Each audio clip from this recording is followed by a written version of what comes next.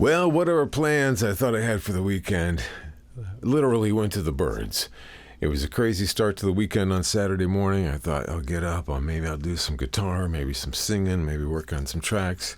Oh no, 'twas not to be, my friend, 'twas not to be. First thing, I gotta go out to pet Buddy the cat next door. I'm hanging out with him.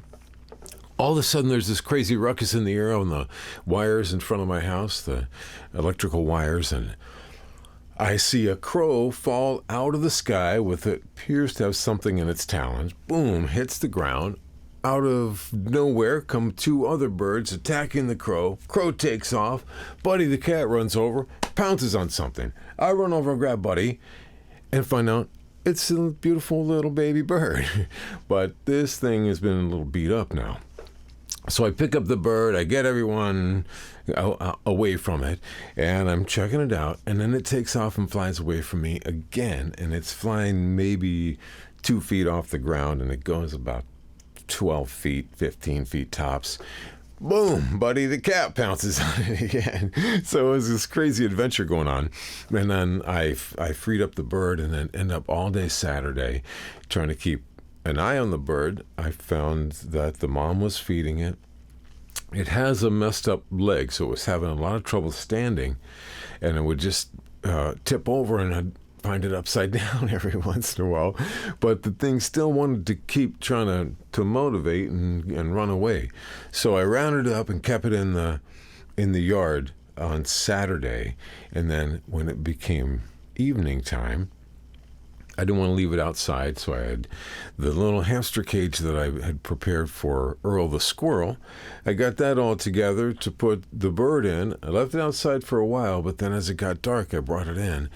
And as evening struck, I had some people come over to look at the studio, and that's why I have video of the bird in the recording booth. And then later on, I put on some sleep music on Spotify, some of that soft sleep music that I used to use to put Earl to sleep when he was stressed out or in medical care, whatever version of it was. So I'm just holding this bird in my hand. I put the music on, and I just sat there probably 10 or 15 minutes before I really relaxed, and all of a sudden it just curls its neck around, tucks its head in, and it's out. So then I put it inside the little nest I made in the cage, and baby bird slept all night like a rock, didn't make a peep, literally a peep, all night long. So then get up in the morning, take it outside, and mama locates it, and now the next morning after a night of rest, this dude's getting around on one foot and not tipping over. So anyway, I try to keep an eye on him through the day, but so does Buddy the cat, if you know what I mean. So I have to round up the bird and take him over across the street to the neighbor's yard, and boom, little Chirpy is doing fine. I still see the mom and dad looking after it. It looks like today I can't locate Chirpy, but I think it's in the little fern bush over there. So that's my weekend adventure with animals. And then Earl the squirrel dipped out on me all weekend long. I didn't see him for like 48 hours. And I suspect that he may have a girlfriend or something, because he was famished when he came back. I think he had 8 almonds and 2 peanuts while I was watching. That's a lot of food in a little tiny squirrel. So that's my crazy wildlife adventure. So I did not actually record anything or even boot up the studio all weekend long. I just was outside in the yard like a kook all weekend.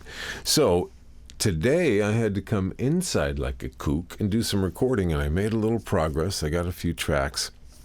I got some things re-recorded that were a little bit sloppy on the track that we're just about to nail down. Don't Fence Me In's about to get buttoned up, and I needed to just get that one track, and I think I got it.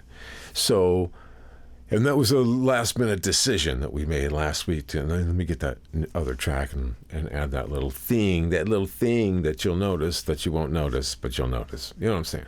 So today I also continued working on the scratch track for Stranger Than Fiction and made a little progress there. So now this week I'm going to try and round up Manny to do some bass, and a drummer to do that second line stuff, and we'll probably do that next weekend, but I got to get all my ducks in a row and get all the mics hooked up and all that stuff. So there's my weekend adventure for you, and very little recording progress to talk about, but you know what?